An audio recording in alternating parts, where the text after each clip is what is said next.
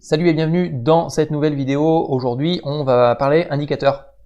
Les différents indicateurs que tu peux mettre en place sur ta plateforme de trading. On a parlé dernièrement des instruments, donc là on va réduire un petit peu cette taille d'instruments, enfin d'observation des marchés, et on va passer sur la partie juste en dessous.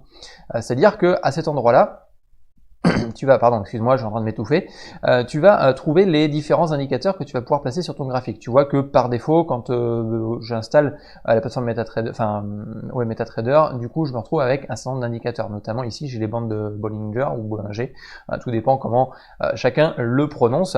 Et donc, j'ai la possibilité de simplement d'installer différents indicateurs. Alors, ce qu'on va faire, c'est qu'on va ouvrir un nouveau graphique qu'on va mettre en plein écran, puis on va travailler dessus ensemble. Donc ce que je vais faire, c'est que je vais faire défiler mon graphique vers la gauche pour pouvoir avoir plus de visibilité, et on va commencer. Donc tu vas retrouver plusieurs différents indicateurs dans ce menu-là, donc le menu navigateur. À savoir que tu peux déplier, si tu ne le vois pas, tu as un petit plus ici, tu peux déplier la liste des indicateurs, et puis pour le coup on va pouvoir les installer. Donc tu as différents types d'indicateurs, tu as les indicateurs de tendance, les oscillateurs, les volumes. Après tu as Bill Williams, donc ce sont différents indicateurs bien spécifiques, et puis notamment tu vas avoir donc des indicateurs type exemple qui sont fournis par défaut sur MetaTrader. Donc ça en fait beaucoup d'indicateurs. Nous ce qu'on va voir c'est quelques-uns, on va voir comment en placer surtout. Notamment on va aller taper dans les indicateurs de tendance. On a Adaptive Moving Average.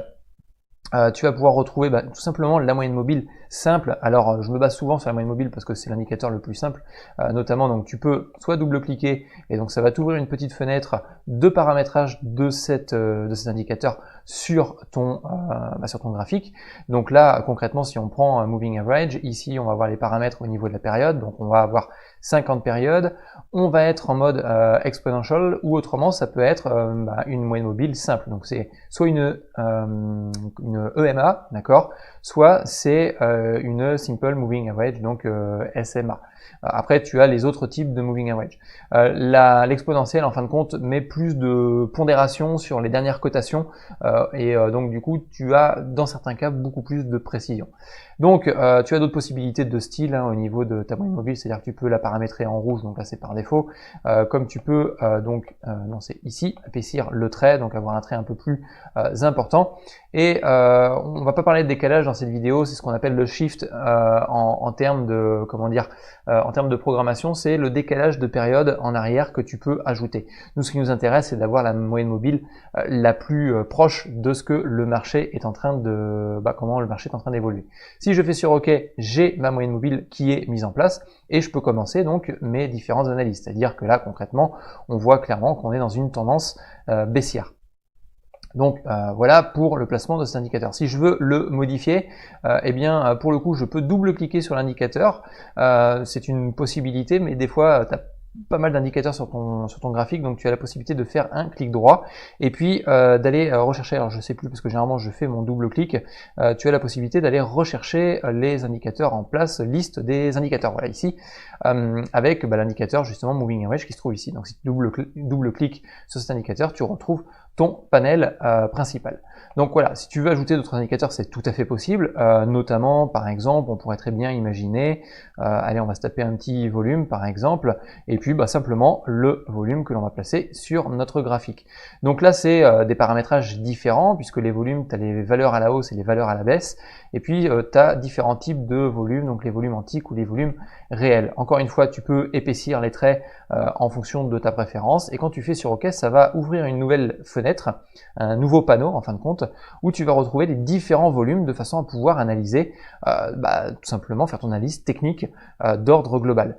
Donc tu vas retrouver pas mal d'autres indicateurs, tu as notamment, alors dans les exemples, je crois que tu peux retrouver, si tu vois, tu as l'ATR par exemple, qui est un indicateur de de force au niveau du marché, et puis tu dois trouver un MACD quelque part par là. Alors je sais pas où est-ce qu'il se trouve le MACD à ce niveau là. Hop là, MACD